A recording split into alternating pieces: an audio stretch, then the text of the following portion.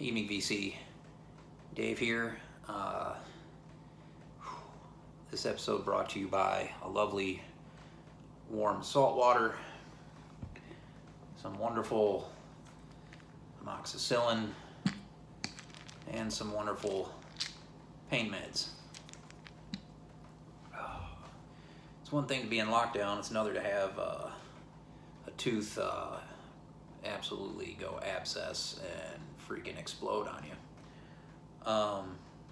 State mandated dentist office closed. I've been on the phone for 2 days just trying to get someone to do anything.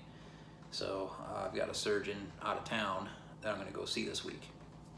Going to get one pulled and one worked on. Holy shit. Bad news aside, good news. Rob, it sounds strange, has created an animal that we're going to unleash on the VC.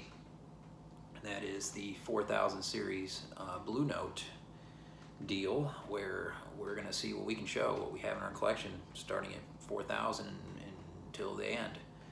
So he showed the first in the series, eloquently, as he always does in his videos. He showed, of course, this record, Sonny Rollins Nuke's Time, the first in the series, Blue Note 4001.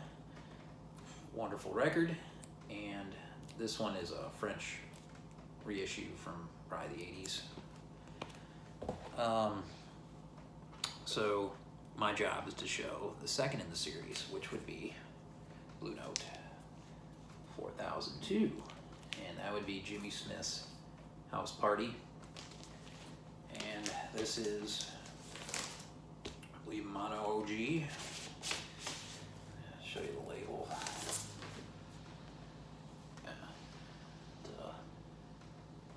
You see that 33 and 3rd micro groove. It's off 47 West 63rd.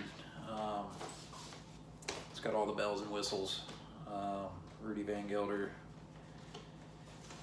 The record is amazing, and Jimmy Smith is a master of the organ, but he's also a master at letting the other musicians shine on his records, and this is no exception. He really gives each of these players space to do their thing. So he's, Jimmy's there.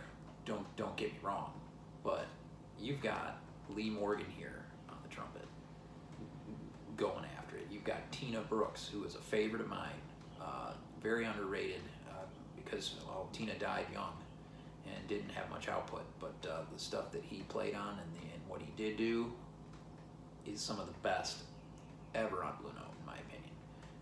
He's on tenor here. George Coleman, also underrated, on alto. Lou Donaldson's with him there on the instrument. Kenny Burrell, Eddie McFadden on guitars, Art Blakey and Donald Bailey on the drums. Curtis Fuller is on the trombone here. Now, all these guys don't play on every track, but so they do. It does vary, but it is a house party. Everybody was over for this session and had their fill. And this one's got an autograph from a prior owner. Not sure who that was, but and I can't remember where I found this bad boy, but it is a thing of beauty. Probably, I think Memphis Final Jim might have got this from too. He had a lot of early Blue Notes that I picked up, but the Francis Wolff cover on this with the red hue is just another iconic one, and fantastic record. One to seek out. It's not an expensive one, even though it's an early Blue Note in the 4000 series, so highly recommended. So what we're doing here is the next video is going to be passed off to Sherv, see if he's got number 3. If not, he'll show the next that he's got in the series down the line, and we'll see if we can fill in any gaps. And I believe anybody else that wants to step in, if Sherv can't fill that gap, then by all means do so. We want to see what we can do as far as showing the entirety of this wonderful series of records. I'm going to jump off. I'm going to be in some surgery.